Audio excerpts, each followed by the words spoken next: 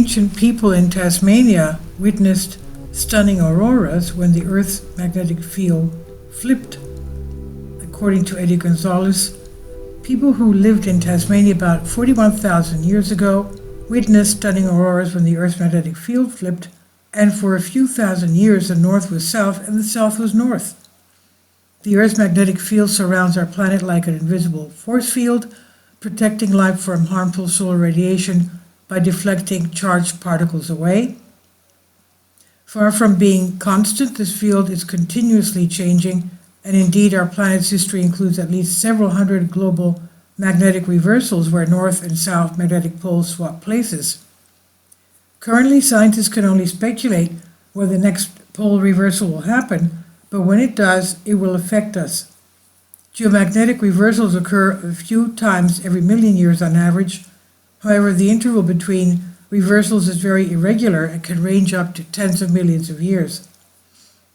There can also be temporary and incomplete reversals known as events and excursions, in which the magnetic poles move away from the geographic poles, perhaps even crossing the equator before returning back to their original locations. In a study published in the journal Quaternary Geochronology, scientists report drilling a 270,000-year-old core from a Tasmanian lake has provided the first Australian record of a major global event where the Earth's magnetic field switched. This study gave researchers also an opportunity to establish a precedent for developing new paleomagnetic dating tools for Australian archaeology and paleosciences. Just two lakes in northeast Australia previously provided such full vector record, where both the past directions and the past intensity of the Earth's magnetic field are obtained from the same cores.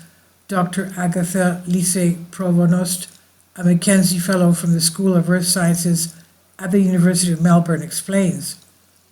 During the geomagnetic excursions, the strength of the Earth's magnetic field almost vanished, said Dr. Lise-Provost. And this would lead to a big increase in cosmic and solar particles bombarding our planet because the magnetic field normally acts like a shield. We don't know when the next geomagnetic excursion will happen, but if one was to occur today, satellites would be rendered useless, smartphone navigation apps would fail, and there would be major disruptions of power distribution systems. In 2003, the so-called Halloween storm caused local electricity grid blackouts in Sweden, required the rerouting of flights to avoid communication blackout and radiation risk, and disrupted satellites and communication systems, but this storm was minor in comparison with other storms of the recent past, such as the 1859 Carrington event, which caused aurora as far south as the Caribbean.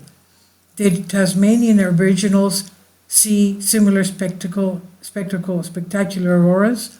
The recent study shows first humans in Tasmania did indeed witness colorful light shows in the skies.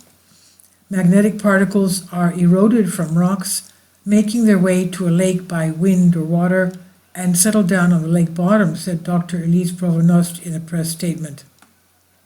The magnetic particles act like tiny compass needles aligned with the Earth's magnetic field. As these particles accumulate and become buried, they become locked in place, leaving a history of the Earth's magnetic field. The deeper we drill, the further back in time we go.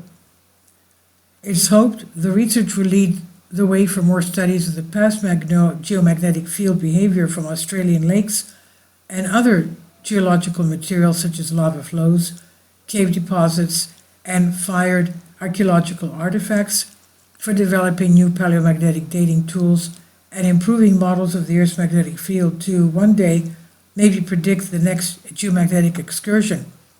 The simple fact that we are overdue for a full reversal and the fact that the Earth's field is currently decreasing at a rate of 5% per century has led to suggestions that the field may reverse within the next 2,000 years, but pinning down an exact date, at least for now, will be difficult. This is by Eddie Gonzalez Jr. from Ancient Pages and Son, message to Eagle. Please leave your comments and thank you for your support. Please support my Patreon account. The daily posts are 5 videos daily, and they are totally different from what I have on my YouTube channel. Thank you so much for your support and that you find all my content so interesting. You'll find the Patreon account details in the description box below.